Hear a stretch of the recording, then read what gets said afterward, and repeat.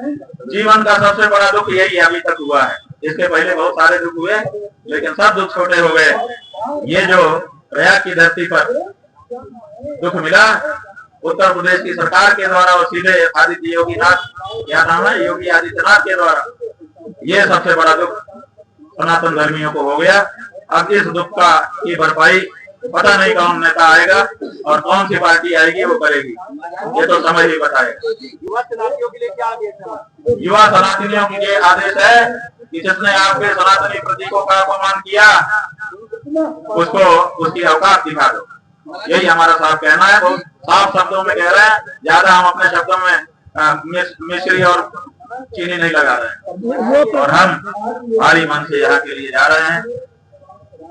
आप जो पूछेंगे हम सबका प्रश्न उत्तर करेंगे, लेकिन मन बोझिल है, इसलिए हम चाहेंगे कि आपके प्रश्नों और इस वक्तव्य के बीच में कम से कम कुछ क्षण का एक मौन हमारे बीच में रहे, जो साक्षी रहेगा कि जो मुगलों के समय नहीं हुआ वो तथाकथित हिंदू सरकारों के समय में हुआ है। और ये जो अन्याय हुआ है इसके प्रतिकार के लिए हम यहाँ बैठे हुए हैं।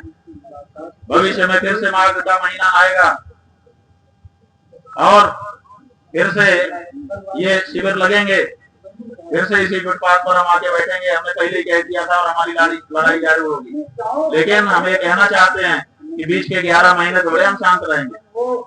अब ये तो सनातनियों की लड़ाई हो चुकी है, उनके सम्मान की लड़ाई हो चुकी है, इसलिए ये 11 महीने भी कोई हम शांत रहने वाले नहीं है। इस लड़ाई को हम जन जन के बीच में ले जाएंगे और अगर सनातनी चाहेंगे तो इसका निर्णय वो कर देंगे। लेकिन जो हिंदू की सरकार कही जा रही थी उसकी तो पोल खुली गई। अगर ये हिंदू की सरकार होती तो क्या किसी हिंदू की का अपमान करती? क्या शंकराचार्य पीठ का अपमान करती? जिससे ये सिद्ध हो गया ये हिंदू सरकार नहीं है, ये असल में मुगल सरकार। तीर्थराज प्रयागराज के इतिहास में यह घटना मोटे अक्षरों में दर्ज हो गई है कि यहाँ पर माघ मेला 2026 के दौरान ज्योतिष पीठ के शंकराचार्य स्वामी अभिमुक्तेश्वरानंद को संगम स्नान से वंचित कर दिया गया। उनसे उनके शंकराचार्य होने का प्रमाण मांगा गया, उनको 2 नोटिस दी गई, उनका घोर अपमान किया गया। वह इस अपमान को घुट-घुट कर 11 दिन तक सहते रहे। मेला क्षेत्र में वह अपने शिविर के बाहर फुटपाथ पर बैठे रहे, फिर भी योगी सरकार के अफसर उनसे माफी मांगे नहीं आए। इससे शंकराचार्य को गहरा दुख हुआ। अब वह बोझिल और भावुक मन से बिना संगम स्नान किए माघ मेला क्षेत्र से वापस जा रहे हैं। बुधवार को जाने से पहले उन्होंने प्रेस को संबोधित किया। उन्होंने अपनी पीड़ा सबके सामने बयां की। उन्होंने कहा कि जो मुगलों के समय नहीं हुआ वह अब हो रहा है, इसलिए यह सरकार सनातन सरकार नहीं है। साथियों, यह वीडियो थोड़ा लंबा होगा, लेकिन देखिए पूरा। शंकराचार्य ने विस्तार से अपनी बात कही है। हमने अन्याय को अस्वीकार किया है और न्याय की प्रतीक्षा करेंगे। बंधुओं, आज शब्द साथ नहीं दे रहे हैं और स्वर बोझिल है। प्रयाग की इस पवित्र धरती पर हम आध्यात्मिक शांति की कामना लेकर के आते हैं, लेकिन आज यहाँ से एक ऐसी रिक्तता और भारी मन लेकर लौटना पड़ रहा है जिसकी हमने कभी कल्पना नहीं की। प्रयाग में जो कुछ भी घटित हुआ उसने न केवल हमारी आत्मा को झकझोरा है, बल्कि न्याय और मानवता के प्रति हमारे सामूहिक विश्वास पर भी प्रश्न चिन्ह लगा दिया है। संगम की इन लहरों में स्नान करना केवल एक धार्मिक क्रिया नहीं, बल्कि अंतरात्मा की संतृप्ति का एक मार्ग भी है। परंतु आज मन इतना व्यथित है कि हम बिना स्नान किए इस संकल्प को यहाँ की रेत में अधूरा छोड़कर यहाँ से विदा ले रहे हैं। जब हृदय में क्षोभ और ग्लानि का ज्वार हो तो जल की शीतलता भी अर्थहीन हो जाती है। हम प्रेस के अपने बंधुओं के माध्यम से समाज, विशेष करके हमारा सनातनी समाज, सनातन धर्म के अनुयायी और कुंभ मेला प्राधिकरण और उत्तर प्रदेश शासन तक यह बात पहुंचाना चाहते हैं कि न्याय की प्रतीक्षा कभी समाप्त नहीं होती। आज हम यहाँ से जा रहे हैं, लेकिन अपने पीछे सत्य की गूंज और उन अनुत्तरित प्रश्नों को छोड़कर जा रहे हैं जो प्रयाग की इस हवा में तो विद्यमान रहेंगे ही, लेकिन पूरे विश्व में वायुमंडल में विद्यमान रहेंगे और उत्तर की प्रतीक्षा करेंगे। जो कुछ कहना था सब कहा जा चुका है। एक बात आपको बतानी है कि कल सायंकाल और आज प्रातःकाल प्रशासन की ओर से ब्रह्मचारी श्रीधरानंद जी के माध्यम से अखिल भारतीय धर्म संघ के श्रीमान जगदीश पांडे जी की ओर से और हमारे मुख्य कार्याधिकारी श्रीमान चंद्र प्रकाश उपाध्याय जी के माध्यम से एक पत्र, एक प्रस्ताव प्रशासन की ओर से हमारे पास भेजा गया था, जिसमें ये कहा गया था कि हम स्नान के लिए जब आप जाना चाहेंगे ससम्मान आपको आपके शिविर से पालकी में ले जा करके अधिकारियों के माध्यम से स्नान कराने के लिए तैयार। ये भी कहा गया था कि जिन अधिकारियों ने संगम पर मौनी अमावस्या के दिन उपस्थित रहकर घटना को देखा था, वो वे सब वहां पर उपस्थित रहेंगे और आपके ऊपर कुछ व्यवस्था करके स्वागत करें। यह भी कहा गया था कि भविष्य में चारों शंकराचार्यों को मौनी अमावस्या पर स्नान के लिए हम एक SOP बनाएंगे। उसका प्रारूप भी आप अगर चाहेंगे तो आपको दिखाया जाएगा। लेकिन जो घटना की गई उसके बारे में क्षमा के एक भी शब्द नहीं थे। हमको लगा कि अगर हमने ये प्रस्ताव स्वीकार किया, स्नान करने के लिए गए, बोल बरसवा लिया अपने ऊपर और आगे के वर्षों के लिए कोई SOP स्वीकार कर लिया, तो इसका मतलब ये होगा कि जिन सन्यासियों को, जिन ब्रह्मचारियों को, जिन वृद्धों को, जिन संतों को, जिन वटकों को वांछित अपमानित किया गया, ये सब उसकी कीमत होगी। उसकी कीमत पर हम अपनी सुविधा और अपना सम्मान स्वीकार करने में असमर्थ रहे। इसीलिए हमने कहा कि अगर आप अपनी गलती के लिए, अपने अपराध के लिए क्षमा याचना कर सकते हैं तब तो ठीक है, बाकी कुछ आपसे हमको नहीं चाहिए, क्योंकि जो हमारा है उसको आपको आज नहीं तो कल देना ही पड़ेगा। वो हमारा अधिकार है, वो आपकी तरफ से किया गया दान नहीं होगा। लेकिन जो असली मुद्दा है, जिसके लिए 10 दिन तक शांति के साथ हम यहाँ पर फुटपाथ पर बैठे रहे, आपको लंबा समय हमने प्रदान किया कि आप ठंडे मन से, मस्तिष्क से विचार करो और विचार करके जो अन्याय हुआ है उसके लिए आगे आकर के या तो दंड भोगो या तो क्षमा याचना करो।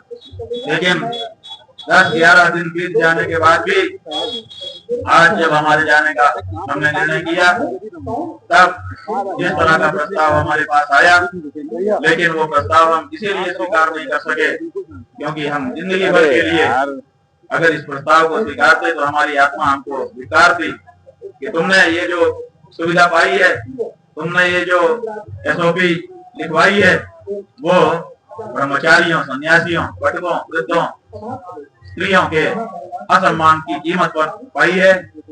इसको कभी भी हमारा हृदय स्वीकार नहीं कर सकता था, इसीलिए हमने प्रस्ताव को ठुकरा दिया है और हम भारी मन से यहाँ के लिए जा रहे हैं।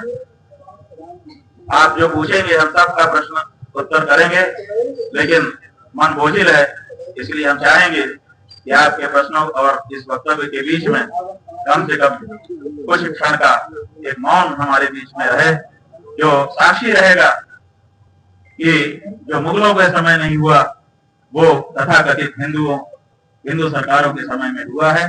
और ये बात हर सनातनी के हृदय को विचार के लिए उत्तेजित करेगी और इस पर विचार करने का अवसर आएगा। एक तरफ देश के गृह मंत्री कल गांधीनगर में थे। उन्होंने वहां पर कहा कि संतों का अपमान करने वाली और सनातनियों की सुध न लेने वाली सरकारें कभी भी स्थायी नहीं रह सकती हैं। एक तरफ इतना बड़ा ज्ञान उनके द्वारा उच्चारित किया जा रहा है और दूसरी तरफ सनातन धर्म के सबसे बड़े प्रतीक शंकराचार्य, सबसे बड़े प्रतीक बटुक, सबसे बड़े प्रतीक सन्यासी, सबसे बड़े प्रतीक ब्रह्मचारी, जिन्होंने सनातन को अपने कंधों पर ढोने के लिए अपना जीवन समर्पित कर दिया है, ऐसी साधवियां, ऐसे वृद्ध सबका अपमान यहाँ पर हो रहा है और उसके बाद भी इतना बड़ा उपदेश गृह मंत्री जी के श्रीमुख से निकल रहा है। तो ये जो दोहरा चरित्र है, कहने में कुछ और करने में कुछ, ये अब देश के सामने साफ होना चाहिए और उसको साफ करने के लिए हम कार्य करेंगे, सर्व सनातनी तक संदेश भेजेंगे और ये स्पष्ट होना होगा कि सनातन का नाम लेकर के सनातन के विरोधी सत्ता में न रह सके। बंधुओं, इतना कहकर के हम थोड़ी देर चुप रहेंगे। जब थोड़ा सा हमको साहस होगा तो आप जो प्रश्न करेंगे हम एक एक करके उसका उत्तर जरूर देंगे। शंकराचार्य भगवान की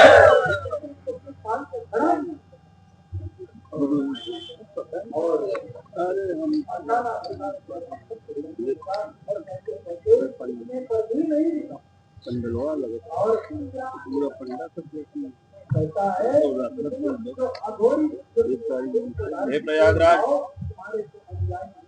हे गंगा मैया, हे यमुना माता, हे सरस्वती माता, हे महर्षि याज्ञवल्क्य, हे महर्षि भारद्वाज, हे प्रयाग के समस्त देवियों देवताओं, हमारी साक्षी में शुद्ध मन से 11 दिन बैठ करके हमने न्याय की प्रतीक्षा की है। अब दोषी दंडित हो, हमें न्याय मिले, इसका जिम्मा तुम्हारा। जय मां।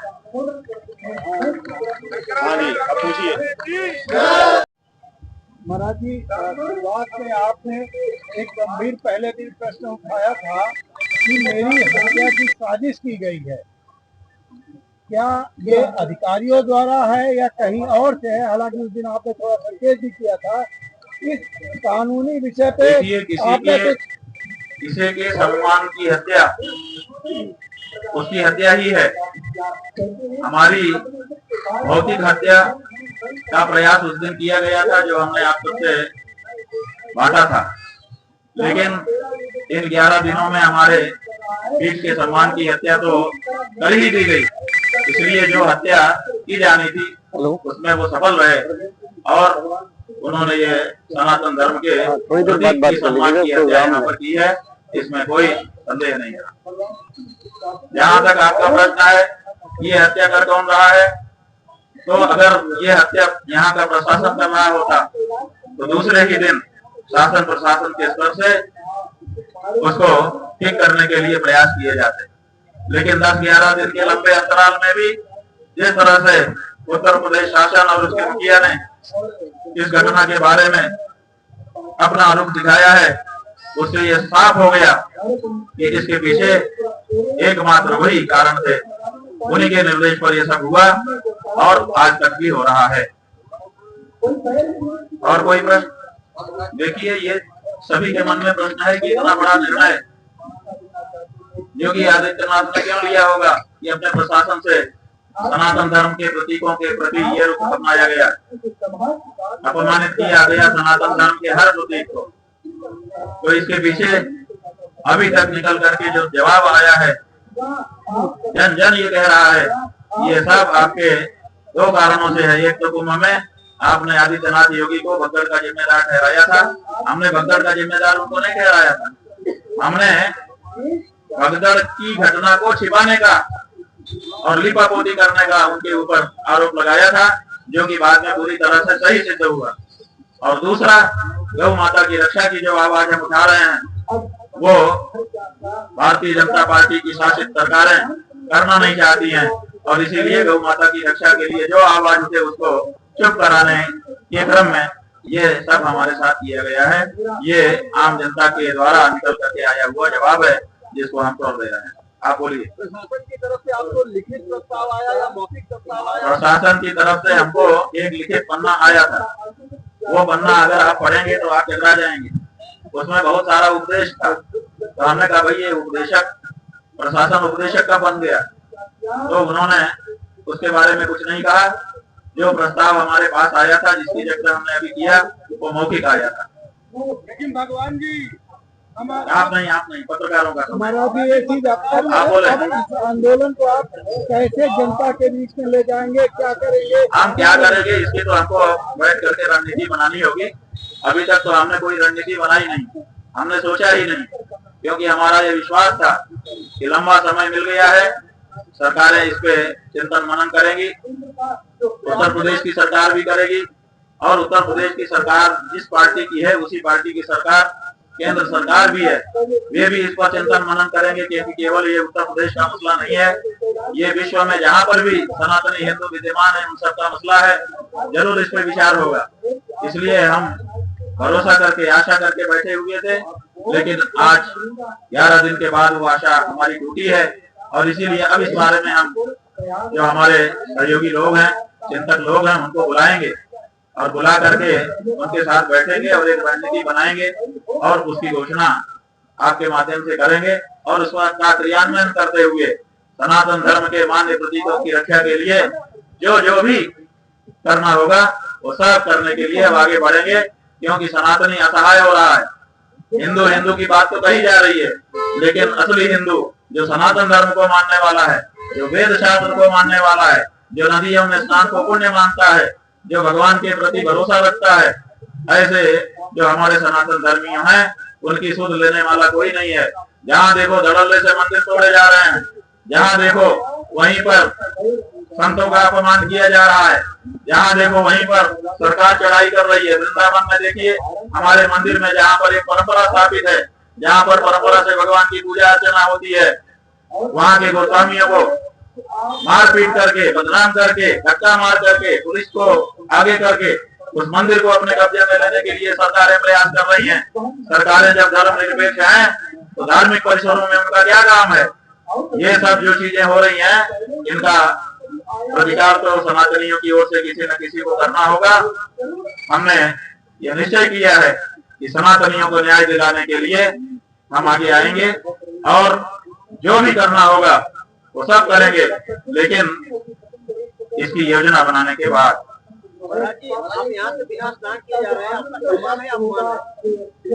यहाँ से आए थे स्नान के लिए, शिविर से निकले थे स्नान के लिए, और अगर बिना स्नान किए जा रहे हैं तो जहाँ तक सम्मान अपमान का प्रश्न है वो तो एक तरफ छोड़ दो।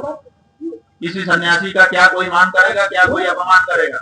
सन्यासी शव की तरह से होता है, उसको क्या मान क्या अपमान। कोई आकर के उसके ऊपर रेशमी शाल उड़ा दे तो नहीं होता, कोई आकर के वो शाल उठा ले तो वो अप्रसन्न नहीं होता। सन्यासी के लिए मान अपमान बराबर है, लेकिन सवाल मान अपमान से ऊंचा उठ करके न्याय अन्याय तक पहुंच गया है। क्या किसी सनातन धर्मी को गंगा यमुना के पवित्र संगम में स्नान करने से रोका जा सकता है? क्या ये संवैधानिक है? क्या यहाँ पर जो छोटे छोटे बच्चे थे, जो अपने वेद शास्त्र का अध्ययन करने के लिए घर से निकले हुए थे, जो यहाँ पर आकर के कुंभ जैसे पर्व को समझना चाहते थे कि ये कैसा होता है पर्व, यहाँ क्या क्या होता है, यहाँ आकर के अपने हिंदू धर्म की विशालता का अनुभव करने के लिए पहुंचे थे। यहाँ पर जो गद्दी स्वामी आए थे, यहाँ पर जो हमारी साधवियां आई थी, यहाँ पर जो हमारे बुजुर्ग आए थे, उन सब का जो अपमान किया गया और उनको स्नान से वंचित किया गया।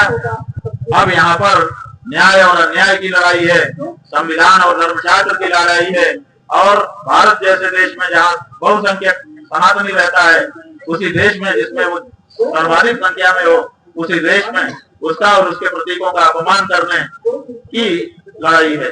इसलिए मान अपमान से ऊपर उठकर अब तो ये न्याय और अन्याय की लड़ाई हो गई है, और इसको लड़ करके जीतना बहुत जरूरी हो गया है सनातनियों के लिए। महाराज जी एक सवाल है। हाँ जी, एक करके पूछे, आप पूछिए। महाराज जी सवाल यह है कि पूरे उत्तर प्रदेश में कहा जाता है कि जो सरकार है वो हिंदू के सम्राट है और एक बड़ा जो तबका है वो उनका समर्थन करती है।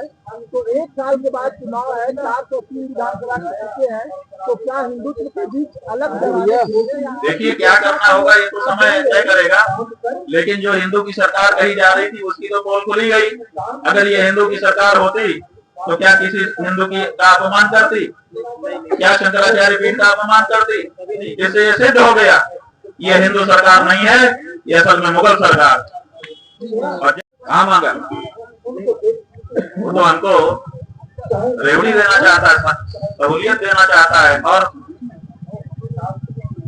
मामले को ठीक करना चाहता है। जो अपराध किया है उसके बारे में चर्चा नहीं करना चाहता। जीवन का सबसे बड़ा दुख यही अभी तक हुआ है। इसके पहले बहुत सारे दुख हुए, लेकिन सब दुख छोटे हो गए। ये जो प्रयाग की धरती पर दुख मिला उत्तर प्रदेश की सरकार के द्वारा और सीधे आदित्य योगीनाथ, क्या नाम है, योगी आदित्यनाथ के द्वारा, ये सबसे बड़ा दुख सनातन धर्मियों को हो गया। अब इस दुख की भरपाई पता नहीं कौन नेता आएगा और कौन सी पार्टी आएगी वो करेगी, ये तो समझ ही बताएगा। युवा सनातनियों के लिए क्या आदेश है? युवा सनातनियों के लिए आदेश है कि जिसने आपके सनातनी प्रतीकों का अपमान किया उसको उसकी औकात दिखा दो। यही हमारा साफ कहना है, बहुत साफ शब्दों में कह रहे हैं, ज्यादा हम अपने शब्दों में मिश्री और चीनी नहीं लगा रहे हैं। वो प्रस्ताव हम लोगों को दिलवा सकते हैं क्या? हाँ, प्रस्ताव सरकार की तरफ से जो आया दिलवा सकते हैं क्या? मौखिक प्रस्ताव था, हमने बताया ना। एक और प्रस्ताव आया था जिसमें बहुत सारा ज्ञान का वर्धन था, हमारे किसी कर्मचारी ने उसका फोटो जरूर मोबाइल में दिया था, अगर किसी के पास हो तो दे दें। हमने तो उसको पढ़ करके हटा दिया। हमने कहा था कि ये उपदेशकों की भाषा, ये उल्टे हम ही को उपदेश करने वाली भाषा है, इसका क्या मतलब है, ऐसा कह करके हमने हटा दिया था।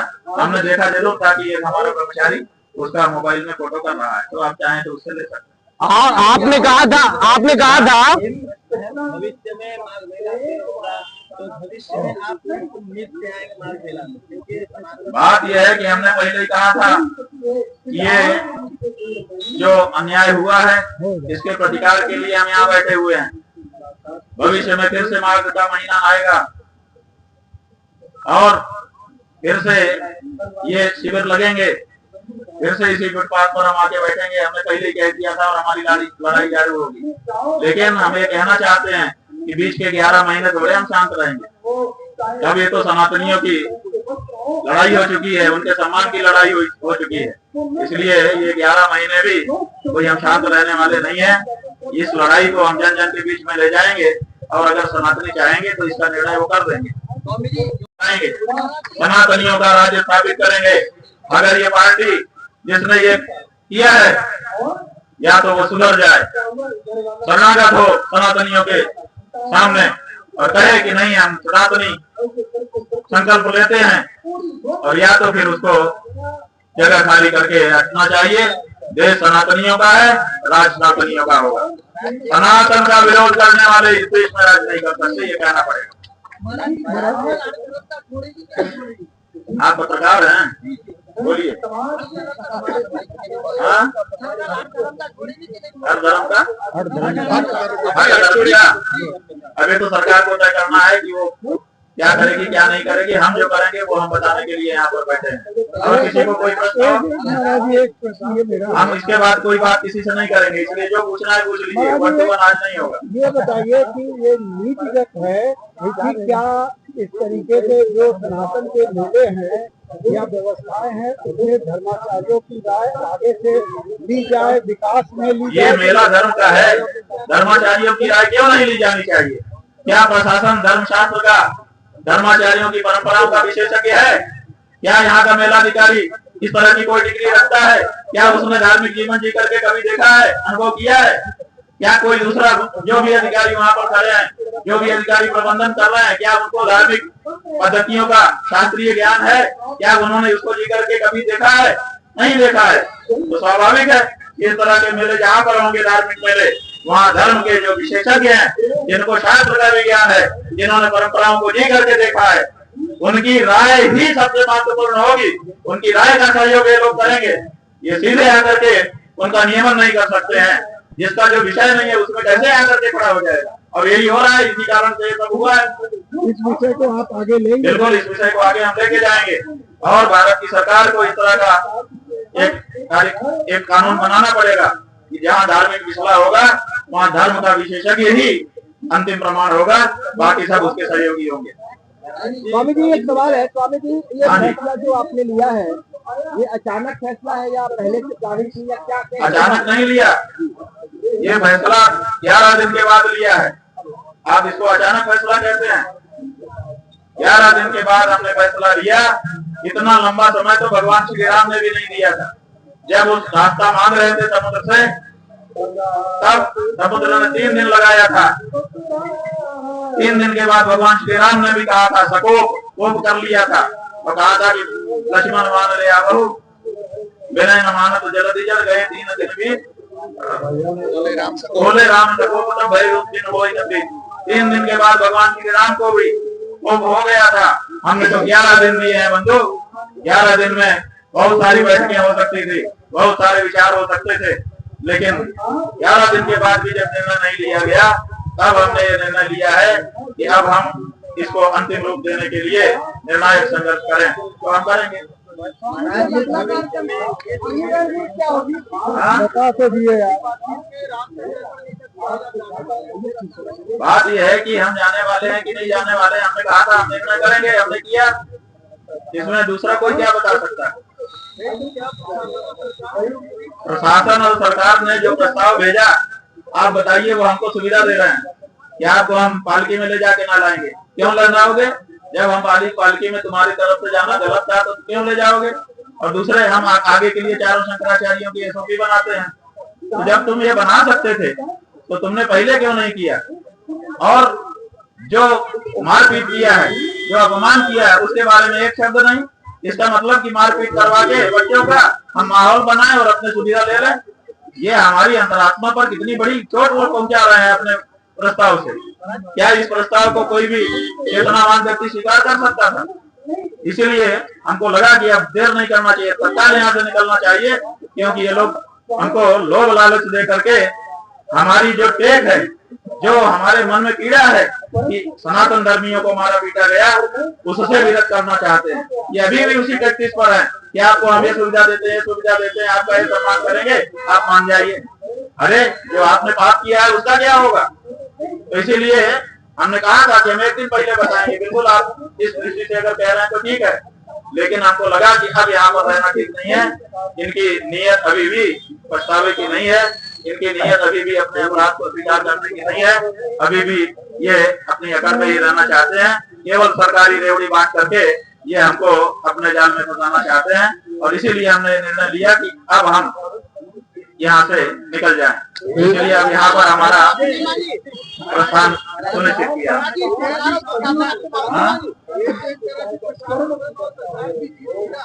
किसकी जीत है, किसकी हार है, ये तो समय बताएगा बंधु। किसकी जीत है और किसकी हार है, ये सनातन धर्मी जनता है। अभी इसको अपना निर्णय लेना बाकी है। इसलिए उस निर्णय के पहले हार जीत की घोषणा होगी। सनातनी जब निर्णय लेगा तब घोषणा होगी कि कौन हारा कौन जीता। बात यह है कि गोरक्षा का ही तो मूल मुद्दा है। अगर आदित्यनाथ गोरक्षा करते तो हमको गौ रक्षा की बात क्यों उठानी पड़ती? प्रदेश के हजारों गौ रक्षक जो बेचारे रात की नींद खराब करके, जवानी में रात की नींद ही सबसे महत्वपूर्ण होती है। प्रदेश में हजारों हजार गौ रक्षक हैं जो रात की नींद को खराब करके बेचारे जान को जोखिम में डाल करके गौओं के तस्करों से भिड़ते हैं और उन्हीं के ऊपर मुकदमा होता है। अभी कल ये यहाँ पर एक व्यक्ति ने आकर के बाइक में बताया था, कोई वीडियो आया है कि एक गौ तस्कर ट्रक में भर करके गायों को लेके जा रहे हैं और उनके टायर में गोली मार दी। टायर जो है फूट गया, लेकिन जाने कितने किलोमीटर तक एक एक गाय को पटकते हुए वो ट्रक चलता रहा। एक एक गाय को ऊपर से धक्का मारते थे, नीचे गिर के बेचारी किसी की टांग टूटती थी, किसी की गर्दन टूटती थी, और इस तरह से क्रूरता करते हुए वो ट्रक चलता रहा। वहां गिरफ्तार किया गया। उल्टे जिन लोगों ने गोली मारी उन्हीं को ऊपर कार्रवाई हो रही है। तो ये जो प्रदेश में हो रहा है ये सनातन धर्म के बिल्कुल विरुद्ध है, बिल्कुल मुगलिया काम है। और ये मुगलिया काम सनातनियों के नाम पे नहीं चलेगा। मुगल बन के आओ ताकि हमको लड़ने में सुविधा रहे। ये जो माया का छद्म आवरण तुमने पहना है, अब ये तुमको उतार करके फेंकना पड़ेगा। ये भगवा चोला, इस भगवा चोले को कलंकित मत करो हत्या को बढ़ावा दे करके।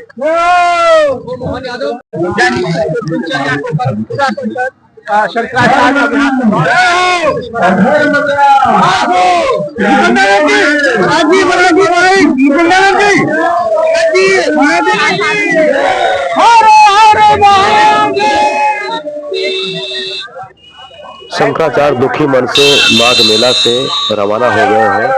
जाते जाते नम आंखों से उन्होंने माघ मेला को विदा किया। उन्होंने कहा कि इतिहास में ऐसा कभी नहीं हुआ कि माघ मेला में उनके साथ ऐसा व्यवहार होगा, कभी उन्होंने सोचा नहीं था।